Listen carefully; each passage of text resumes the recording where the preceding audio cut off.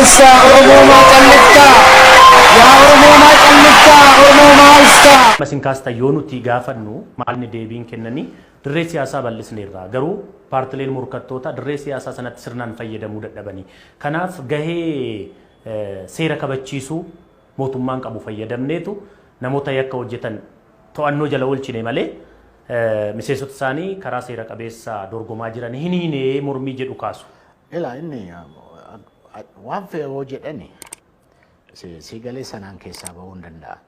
Warra isaaniidhaan warra beekamanidha. Warra tokko beekamanidha. Maaliif akka deemtu warra beekamanidha. Amma mootummaan hin dhoksina malee yeroo baay'een dubbannu malee amma Jawaar fa'aa wajjin Arsii, Baalee, Harar deemu.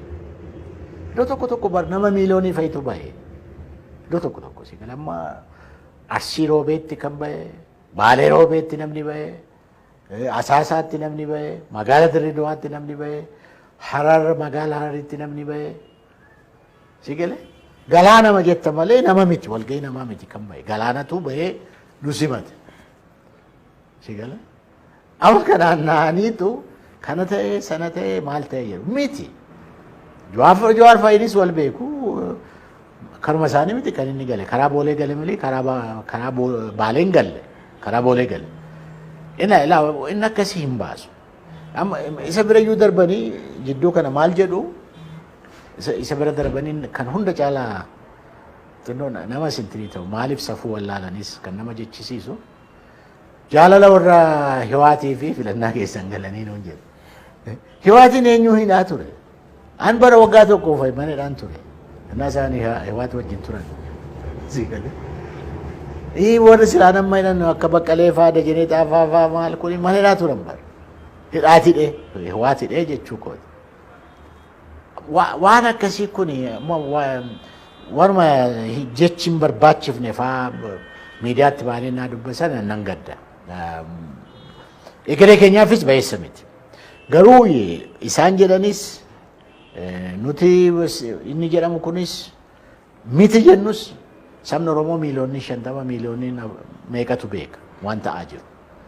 Eenyutu dhame eenyutu reebame maaliif kun ta'e namni bari hin argaa guyyaa guyyaadhaan argaa. Kanaaf nuti bari keenya duwwaa otoo hin taane gareen wal sinirraas boordii filannoorraas nurraas sadanuudhaa walitti dhufe irra deemee rakkoo jiru haa hiikuu haa ilaaluu maaltu ta'aa jira. Maaliif waajjirri cufame eessatti cufame maaliif namni hidhame attamitti hidhame. Isa jedhu sana nuti bari hin taaneerra nu erga nu namanne erga maal hin taane koottaa nuti sadanuu boordii filannoo dabalatee sinis dabalatee nuti dabalatee irra deemneeti ilaallaa waan jiru. Sabnis immoo jira. Ila bari qeesiin, sheekiin, abbaa gadaan warri barataa jedhamu warri maal beekaa Oromoo jedhamu dadhabanii taa'an. Rakkoo kana hiikuuf maaliif ishii dubbii aangoo kana hiruus hin barbaadanii mo'amanis gadhiisuu hin barbaadan. Rakkoon ishumadha. Waan wal sobnu qabu ishumadha. Ani immoo itti beentudha attamitti wajjiniin karaa tokko attamitti wal dandeenye naa gaaddisa Oromoo uumne sana garaadhaan attamitti walitti hojjenna jennee itti yaadnee wal amansiifne Lammaa Magarsaa faayyoo akka inni walqitti qabaa keenya ta'u goonee ture.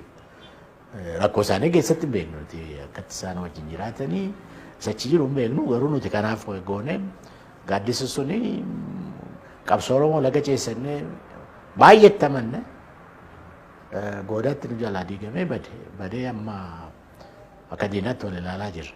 Ammas kanas ta'u sana karaa sana wal sobuudhaanii wal bultii hin dandeenye.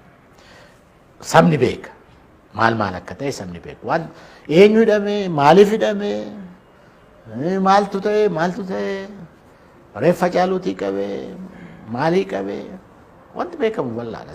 Sabarraa dhoksitee hin dandeessu. Kana keessa intinii ta'urra inni rakkoon hiiku. Kanarraa karaa sana intinii ta'urra maal saba keenyaafis nuyis egeree ijoollee keenyaafis maal wayyasa jedhu otoo taa'amee dubbatamee kanaaf waliigaltee biyyaa barbaadna isa wayyaa. Waan ta'uuf waan taane Tigree jaalataniitu filannaa keessaa bahanii Amma eenyuun amansiisu. Akkas jedhanii. Oo dabbaluma ofii amansiisan malee nama biraa eenyuun amansiisu karaa kana. Yeroo hedduu isinii kitaabota barreessitan keessattis yeroo miidiyaa. Maalsa Oromoo maal calliftaa? Yaa Oromoo maal calliftaa? Oromoo maalsa? Osoo